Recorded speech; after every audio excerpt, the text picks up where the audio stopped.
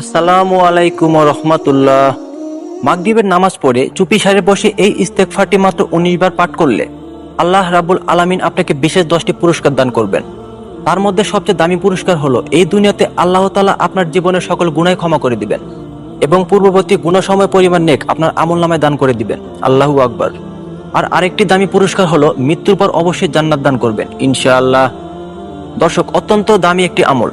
তাই আমি বিশ্বাস করি যে যে ব্যক্তি চায় মৃত্যুর পর জান্নাতে যেতে এবং যে ব্যক্তি চায় এই দুনিয়া থাকতে সকল গুনাহ মাফ করাতে, সে আজকের ভিডিওটি সম্পূর্ণ দেখবে এবং এইখান থেকে আমলটি শিখে সুন্দরভাবে আমলটি পরবর্তীতে সময় করবে ইনশাআল্লাহ। আল্লাহ তাআলার দরবার থেকে 10টি পুরস্কারের ভাগীদার হয়ে যাবেন। তাই প্রিয় দর্শক, একজন মুমিন মুসলমান হিসেবে ভিডিওটি আপনার জন্য খুবই গুরুত্বপূর্ণ। তাই মনোযোগ সহকারে ভিডিওটি দেখুন এবং শুনুন। প্রিয় দর্শক, এই দুনিয়াতে আমরা কম গুনাহের কাজ করলাম না। গুনাহের কাজ করতে করতে আমাদের একবারে আমলনামা নেকির দিকে পুরোই শূন্য, কিন্তু গুনাহের দিকে অনেক ভারী। যেদিকে তাকাই সেদিকেই দেখি শুধু গুনাহ আর গুনাহ। এমন কোনো দিক নেই যে গুনাহ রাশি নেই। গুনাহের সমুদ্রে আমরা এই পর্যন্ত হাবুডুবু খাচ্ছি। প্রিয় দর্শক, এই গুনাহ রাশি নিয়ে যদি আমরা কবরে যাই তাহলে কি উপায় হবে আমার? নবীজি সাল্লাল্লাহু আলাইহি ওয়াসাল্লাম বলেন, বেঈমানকে কবরের মাটি এমন জোরে চাপ দিবে যে এক পাজরের হাড় আরেক পাজরের মধ্যে ঢুকে যাবে। নাউজুবিল্লাহ। আল্লাহ তাআলা এমন একটি বিষধর সাপ বেঈমানের কবরের মধ্যে দিয়ে দিবেন যে সাপের একটি ছোবলে 70 হাত মাটির নিচে চলে যাবে। সেখানে মৃত্যু নেই। প্রিয় দর্শক, আজীবনের জন্য সে বাঁচবেও না মরবেও না, এমন কঠিন আযাব তাকে দেওয়া হবে। আল্লাহ তাআলা আমাদের উক্ত আযাব থেকে বেঁচে থাকার তৌফিক দান করুন, আমিন। কিভাবে আমরা বাঁচতে পারবো? অবশ্যই বেশি বেশি তওবা এবং ইস্তেগফার করার মাধ্যমে আমরা বাঁচতে পারবো।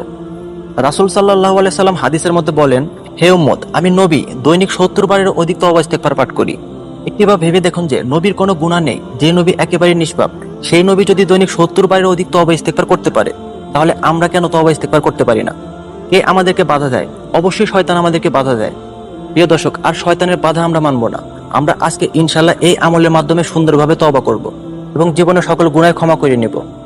এই পৃথিবীতে আল্লাহ তাআলা কত বড় বড় পাপী এবং কত বড় বড় বেঈমানকে মাফ করে দিয়েছেন, সেটার কোনো হিসাব নেই প্রিয় দর্শক। তাই চলুন আপনাদেরকে একটি বেঈমানের ঘটনা শোনাই, যেটা একটি শিক্ষণীয় ঘটনা। হযরত আবু সাঈদ খুদরী রাদিয়াল্লাহু তাআলা আনহু হাদিসটি বর্ণনা করেন। এক লোক বনী ইসরায়েলের জামানার মধ্যে 99 জন মানুষকে হত্যা করেছিল। বুঝতে তো পেরেছেন কত বড় পাপী। সেই 99 জন মানুষকে হত্যাকারী পাপী একসময় তার দিলের মধ্যে আল্লাহর ভয় আসলো। সে বলল, হায় আফসোস, এই জীবনে তো গুনাহের কাজ কম করলাম না, এখন আর আমি গুনাহের কাজ করব না, এখন আমি খালিস নিয়তে তওবা করতে চাই। সে তওবার নিয়তে একজন ভালো মানুষ খুঁজতে লাগলো। এক এলাকায় গিয়ে জিজ্ঞেস করার পর ওই এলাকার মানুষ বলল, ওই খ্রিস্টান পাদ্রীর নিকট তুমি যাও, সেখানে গিয়ে তওবা করো। তখন সেই খ্রিস্টান পাদ্রী বলল, তুমি 99 জন মানুষকে হত্যা করেছো, তোমাকে আল্লাহ তাআলা মাফ করবেন না, তুমি চলে যাও। তখন সেই লোক অত্যন্ত রাগান্বিত হয়ে বলল, যদি আল্লাহ আমাকে মাফ নাই করে তাহলে আমি আজকে 100 জনে পূর্ণ করব, আমি আপনাকে হত্যা করে ফেলবো। তারপর ওই খ্রিস্টান পাদ্রীকেও সে হত্যা করলো। এখন একবার কিছুদিন যাবার পর সেই লোকের অন্তরে আবার আল্লাহ তাআলা ভয় আসলো। সে বলতে লাগলো, এই জীবনে তো কত গুনাহের কাজ করলাম, আজকে আমার তওবা করা দরকার। সে তওবার উদ্দেশ্যে আবার একজন ভালো মানুষ খুঁজতে লাগলো। এমন সময় একটি গ্রামের মানুষ বলল, অমুক জায়গায় এক আল্লাহর বান্দা আছে, তুমি সেইখানে যাও, গিয়ে আল্লাহর কাছে খাঁটি তওবা করো। তারপর সকল মানুষের কথা শুনে সেই ব্যক্তির নিকট গেল। সেই ব্যক্তির নিকট গিয়ে বলল, ইতিপূর্বে আমি 100 জন মানুষকে হত্যা করেছি, আমাকে আল্লাহ তাআলা মাফ করবেন কিনা বলেন। তখন সেই আল্লাহওয়ালা বুজুর্গ ব্যক্তি বলল, হ্যাঁ অবশ্যই আল্লাহ তাআলা তোমাকে মাফ করবেন, শুধু তুমি একটিবার আল্লাহর কাছে বলবে, হে মালিক, তুমি আমাকে মাফ করে দাও। তখন সেই ব্যক্তি বলল, অমুক জায়গায় তুমি দেখবে কিছু আল্লাহর বান্দা ইবাদত করছে, সেইখানে তুমি যাও, তাদের কাছে গিয়ে খাঁটি তওবা করো, ইনশাআল্লাহ আল্লাহ তোমাকে মাফ করবেন। তখন সেই বনী ইসরাইল জামানার 100 জন মানুষকে হত্যাকারী ব্যক্তি সেই জায়গায় যাওয়ার সময় প্রতিমধ্যে আল্লাহর হুকুমে মালাকুল মউত আজরাইল আলাইহিস সালাম এসে পড়ল। এসে তার জানটাকে কবজ করে নিয়ে গেল। এখন তার দেহটা মাটিতে পড়ে রইল। তার জানকে নেওয়ার জন্য, অর্থাৎ তার রুহুকে নেওয়ার জন্য জান্নাতের একদল ফেরেশতা আসলো, আবার জাহান্নামের একদল ফেরেশতাও আসলো। জান্নাতের ফেরেশতারা কি জন্য আসলো? তারা বলতে লাগলো যে সে তওবা করার জন্য যাচ্ছিল, আমরা তাকে জান্নাতে নিয়ে যাব। আর জাহান্নামের ফেরেশতারা বলল, সে তো এখনো তওবা করে নাই, তাই আমরা তাকে জাহান্নামে নিয়ে যাব। এখন তারা ঝগড়া করতে লাগলো। এমন সময় আল্লাহ তাআলা তো অনেক মায়া, আল্লাহ বলেন, হে জিব্রাইল, তুমি যাও, তুমি গিয়ে ওই ফেরেশতাদের ঝগড়া থামিয়ে দাও। জিব্রাইল আলাইহিস সালাম আসলেন, আল্লাহর হুকুমে একটি কথা বললেন। জিব্রাইল বললেন, তোমরা একটি কাজ করো, এই জায়গাটির দূরত্ব নির্ধারণ করো। যদি দেখো এই মৃত্যুর জায়গা থেকে এই তওবা করার জায়গাটা একটু দূরে, তাহলে জাহান্নামে ফেরেশতারা নিয়ে যাবে। আর যদি দেখো এই তওবা করার জায়গাটা একটু কাছে, তাহলে জান্নাতে ফেরেশতারা নিয়ে যাবে।